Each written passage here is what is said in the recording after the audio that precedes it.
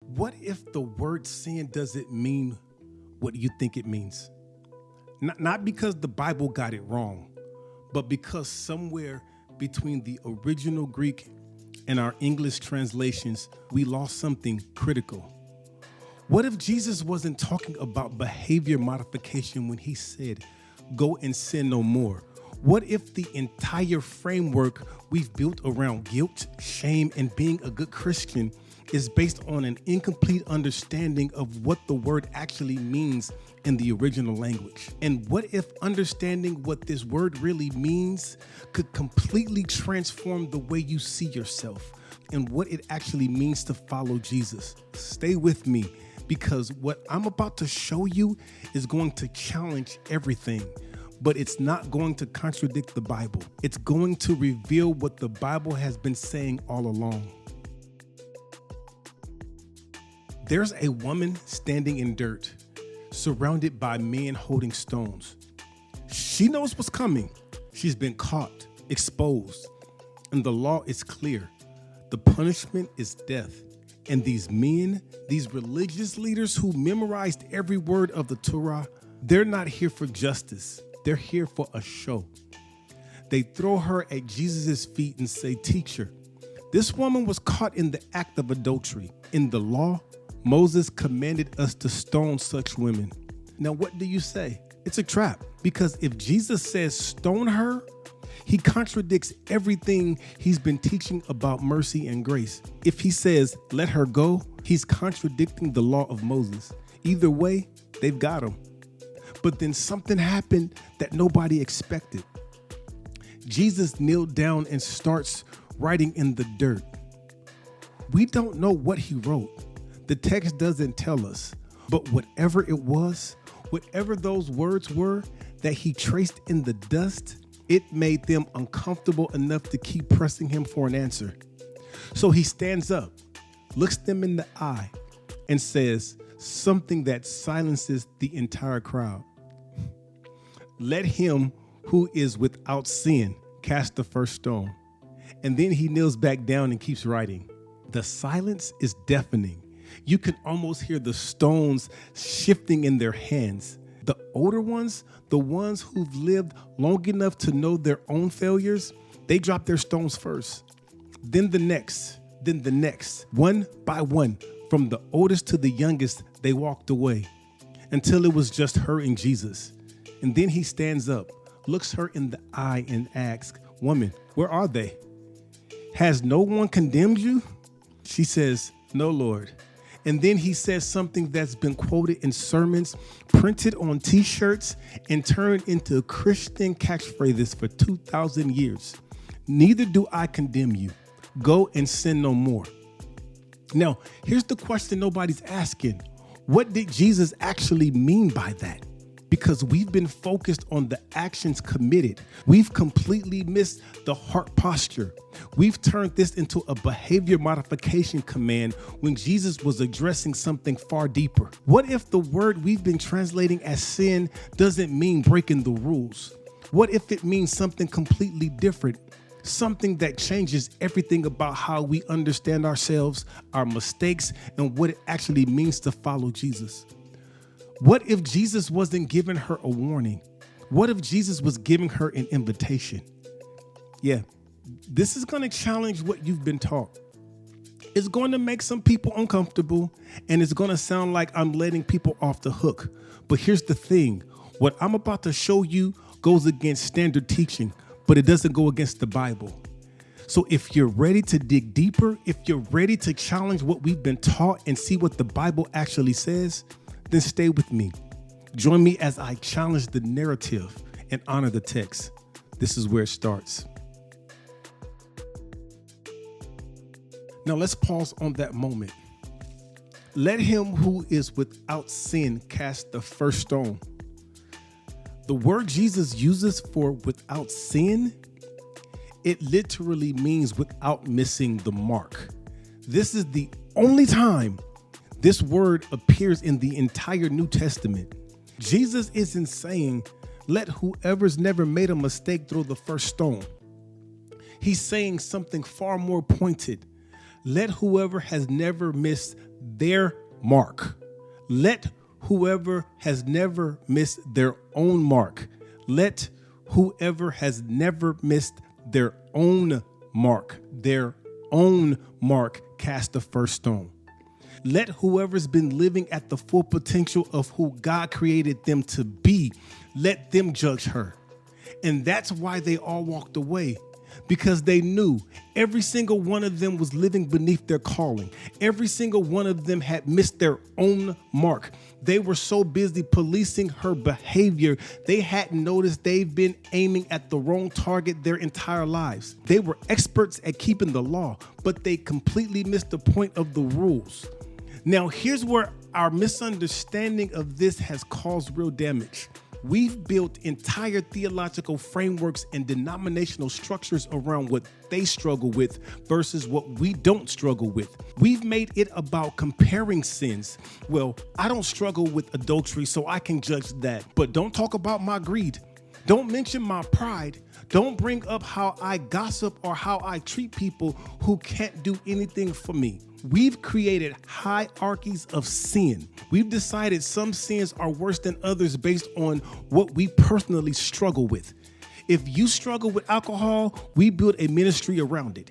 If you struggle with same-sex attraction, we built a doctrine around it. If you struggle with divorce, we built a policy around it. But if you struggle with materialism, with using people, with building your kingdom instead of his, with performing for the applause instead of walking in obedience, we call that blessed and give you a platform. That's not what Jesus was addressing. He wasn't asking who here has never committed adultery. He was asking who here has never missed their own mark. Who here has never let something in their life, fear, pride, greed, control, people pleasing, cause them to live beneath the purpose, cause them to live beneath their God-given potential.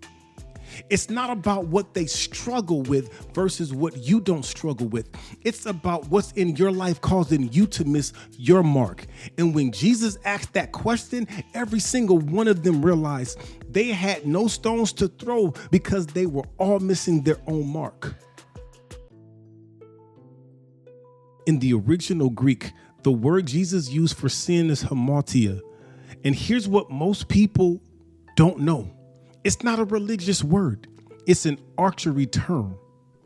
Hamartia literally means to miss the mark. When an archer pulled back their bow, took aim, and the arrow fell short of the target, they would say, I hamartia, I missed the mark. It wasn't a moral judgment. It wasn't about being a bad person. It was simply stating a fact. The arrow didn't hit the target. Now stay with me, because this is where it gets interesting. The root word is hamartano, which means to miss the target, to wander from the path of unrighteousness and honor, to err. In ancient Greek literature, this word wasn't just used for archery.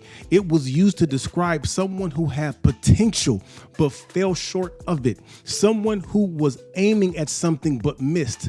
But here's what we need to understand about archery. When you miss the mark, you don't quit. You don't avoid shooting arrows. You get another arrow and you shoot again. That's how you get better. You keep shooting. You adjust your form. You focus on the target. You learn from the miss and you try again. And here's the key. While you're shooting now, you can't focus on the mark you hit last time. You can't focus on the one you missed. You have to focus on your form this time. Focus on the target in front of you. That's what Jesus is saying. Go and sin no more isn't go and never make another mistake. It's stop living beneath your potential. Adjust your aim. Focus on the target I've set for you. Keep shooting, because the goal isn't perfection. The goal is direction. Whew, this is good. The goal is that you're aiming at the right target and you're getting better at hitting it. Now, this is where it gets even more interesting, because in the Greek New Testament, there isn't just one word for sin. There are several, and we've been translating them all the same way, which has caused us to miss the nuance of what's actually being said. One, hamartia, which we already talked about, means to miss the mark, to err, to fall short of the target. But then there's also peritoma. It's hard to say that one. Peritoma, which means a false step, a trespass, a deviation from the right path. It's the idea of stumbling or slipping. Then there's parabasis, which means a transgression, a violation, a deliberate overstepping of a known boundary. There's anomia, which means lawlessness, a disregard for law, a rejection of God's authority. And then there's adakia, which means unrighteousness, injustice, a violation of what's right. These are all different words with different meanings, but we translate them all as sin. But because we flatten them all into one English word, we've lost the distinction. We've made it all about behavior, about breaking rules, when the Bible is actually describing different heart postures, different trajectories, different ways we miss the mark. Hamartia is about missing your potential. Peritoma is about stumbling on the path. Parabasis is about deliberately crossing a line you know you shouldn't cross. Anomia is about rejecting God's authority altogether. Adakia is about injustice and unrighteousness. They're not all the same, and treating them the same has caused us to misunderstand what Jesus was actually addressing. Now, here's where it gets personal. We've been taught that the mark is moral perfection, that sin is about breaking God's rules, that every time you mess up, you're adding another tally to the cosmic scoreboard and God's keeping track. But look at Romans 3:23. For all have sinned and fallen short of the glory of God. The word fall short here, it means to be left behind in the race, to lack, to be inferior, to come late or too tardily. Picture a runner who doesn't finish, not because they're a bad person, but because they stop running toward the mark.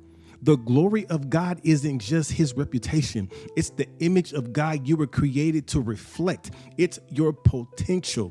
When Paul says we've all sinned and fallen short of the glory of God, he's not saying we've all broken the rules and God's mad at us. He's saying we've all missed the mark of who we were created to be. We've all fallen short of God's given potential. That's a completely different framework. Now, let me show you what this looks like in real life. Missing the mark is believing the only man you can have is already someone else's. It's settling for being the side piece because you've convinced yourself that's the best you can get. That's you missing the mark of who God created you to be. You were made for covenant, not crumbs. You were made to be chosen, not hidden. Missing the mark is staying in the job that's slowly draining the life out of you because you're afraid you're not qualified for anything better. It's showing up every day to a place that doesn't value you, doesn't see you, doesn't appreciate you, what you bring because you believe the lie that this is all you deserve. Missing the mark is keeping your gift buried because the last time you used it, someone criticized you. So now you play small, you stay quiet, you dim your light because their discomfort became your ceiling. Missing the mark is performing for people who will never be satisfied. It's shape shifting to fit into spaces that were never designed for you. It's trying to earn approval from people who've already decided you're not enough. That's hamartia. That's missing the mark. And here's what Jesus is saying to that woman and to you. When you stop living beneath your potential, you stop doing things that reflect that behavior. The affair ends not because you white-knuckled your way through temptation, but because you finally realize you were made for more. The toxic job loses its grip, not because you got a better offer, but because you stop believing that's all you're worth. The people-pleasing stops, not because you suddenly got confident, but because you finally understood that their approval was never the target. Here's what I'm discovering. Most of us aren't missing the mark because we're bad at aiming. We're missing the mark because we've been aiming at the wrong target. We've been aiming at their approval, their expectation, their version of what a good Christian looks like. And that target, it keeps moving. You think you've got it and they shifted. No, not that. Try this. Actually, do it this way. Wait, that's not right either. You're exhausted and you're starting to wonder if you're terrible at this whole faith thing. But what if the problem isn't your aim? What if you've been shooting at the wrong target this entire time? Look at what Jesus says in Luke 9:24. For whoever wants to save their life will lose it, but whoever loses their life for me will save it. The word save here is sozo. It means to save, to rescue, to preserve, but it also means to make whole, to heal, to restore. Here's what Jesus is saying. If you try to preserve the life everyone expects you to live, if you try to keep safe the version of yourself that fits their mode, you will lose the life you were actually created for. But if you lose that life, if you let go of their expectations, their approval, their version of what you should be, you'll find the life God designed for you. You'll be made whole. You'll be restored to your potential. You will finally hit your mark. So now, let's go back to John 8:11. Jesus tells the woman, neither do I condemn you. Go and sin no more. The word condemn here, it means to give judgment against, to pronounce guilty, to damn. Think about what just happened. The religious leaders, the ones who were supposed to represent God, they were ready to condemn her. They had the stones in their hand. They had the law on their side. They were ready to pronounce judgment. But when Jesus said, let him who is without sin cast the first stone, he exposed something. They were so focused on her missing the mark, they hadn't noticed they've been missing their own. They dropped their stones and walked away, every single one of them. And now it's just her and Jesus, the only one who actually was without sin, the only one who had the right to condemn her, the only one who could have picked up those stones. He says, neither do I condemn you, neither do I. The religious leaders condemned her, but Jesus doesn't. And then he says, go and sin no more. Miss the mark no longer. Picture that woman. She's standing there, caught in the act, exposed, ashamed, waiting for the stones, waiting for the judgment, waiting for someone to tell her what she already knows. She messed up. But then Jesus doesn't do that. He doesn't add to her shame. He doesn't give her a behavior checklist. He doesn't say, here are 17 steps to make sure you never do this again. He looks at her and says, this life you're living, it's beneath you. You were made for more. Now go live it. Go and sin no more. Stop missing the mark. Stop settling for the relationship that keeps you hidden. Stop staying in situations that diminish you. Stop burying the gift that God gave you. Stop performing for people who will never be satisfied. Stop aiming at a life beneath what you were created for. And if you miss, you pick up another arrow. You adjust your form. You focus on the target and you shoot again. Because that's how you get better, not by avoiding the bull, but by learning to aim at the right target. So here's where we start. What mark are you aiming at? Are you aiming at their approval, their expectations, their version of what your life should look like? Or are you aiming at the potential God placed inside of you? Because those are two very different targets and you can't hit both. This woman in John 8, she walked from this encounter free. Not because Jesus lowered the standard, but because he showed her what the standard actually was. And it wasn't about behavior. It was about destiny. She was made for more. And so are you.